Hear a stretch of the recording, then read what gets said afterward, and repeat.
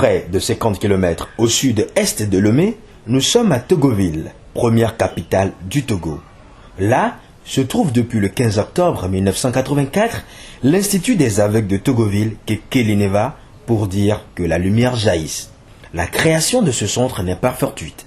Ce centre est initié par un père combonien italien au nom de Fabio Gili, devenu aveugle ici. Lors de cette tournée, malheureusement par un accident à bicyclette, il est tombé, voilà, il a eu des blessures aux yeux. Et on a dû opérer l'œil, on lui a fait des propositions qu'il va perdre l'ouïe ou la vue. Il a dit qu'en tant qu'un père, il doit pouvoir entendre les doléances des personnes et il a sollicité qu'il perde la vue.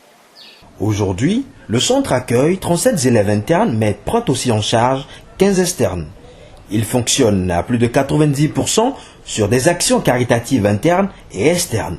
C'est justement dans cette dynamique que s'inscrit le projet d'initiation et de suivi des non-voyants aux technologies de l'information et de la communication. L'Internet joue un rôle important dans la vie de tout un chacun dans le monde présent et qu'il offre des opportunités tant académiques que professionnelles et qu'une fois connectés à Internet, les malvoyants et non-voyants pouvaient aussi bénéficier de toutes ces opportunités et s'épanouir.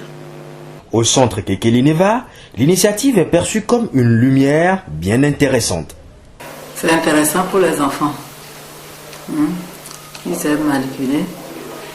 Et je crois que ça va leur apporter quelque chose de plus, de pouvoir se connecter avec les autres enfants et plus tard avec le reste du monde. Ainsi, le centre va ouvrir ses portes aux jeunes collégiens pour acquérir encore plus de connaissances et explorer de nouvelles horizons dont ils rêvent tant. Je peux écrire, je peux communiquer, je peux envoyer des messages, je peux appeler aussi. Vous-même, je peux, si vous avez un ordinateur là-bas et vous êtes par exemple en Europe, je peux faire des messages, je vais envoyer ça sur l'ordinateur même. Toutes les informations que tu veux, tu peux trouver ça sur l'ordinateur. On m'avait dit que si tu cherches, tu vas trouver ça. Il n'y a pas que les apprenants qui vont bénéficier des fruits du projet. Les instituteurs qui constituent la locomotive ne veulent pas rester en marge. Au projet, ils donnent la mention bien. Très bien même, puisque ça a été un grand problème auquel on s'est affronté sur le terrain là-bas. Là, tous les documents n'étaient pas à notre disposition, bien qu'on les a payés, mais on a du mal à les exploiter. Je pense que s'il y a l'informatique ici, ça nous permettra, après avoir scanné ces documents, on pourra les utiliser facilement et faire aussi d'autres recherches pour compléter notre formation. Tout d'abord, la formation qu'on a fait là-bas, on est contraint de réadapter ça à notre système. Ça nous permettra de s'informer de ce qui se fait dans les écoles des non-voyants ailleurs et de voir dans quelle mesure les réadapter à la réalité d'ici.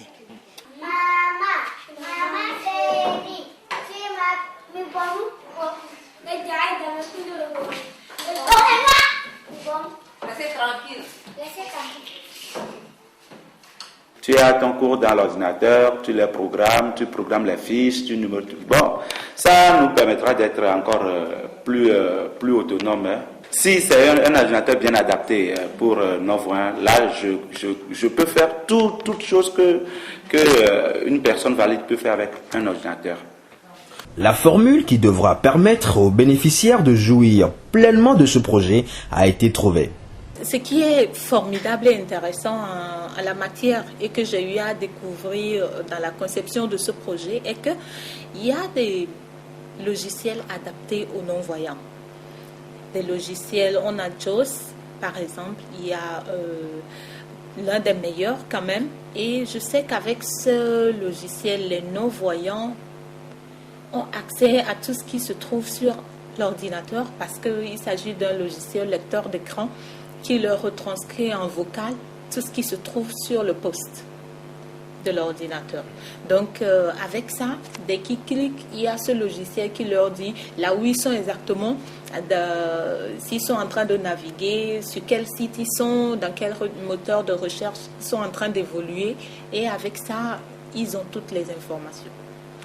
L'Internet, ce n'est pas que des recherches. On peut bien s'en servir pour se distraire. Si aujourd'hui on dit il y a un nouveau son, je peux aller sur l'Internet chercher ça.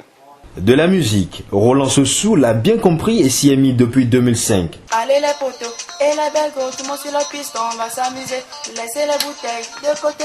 ICT for Visually Impaired, c'est aussi permettre aux jeunes collégiens de Kekeleneva de s'épanouir.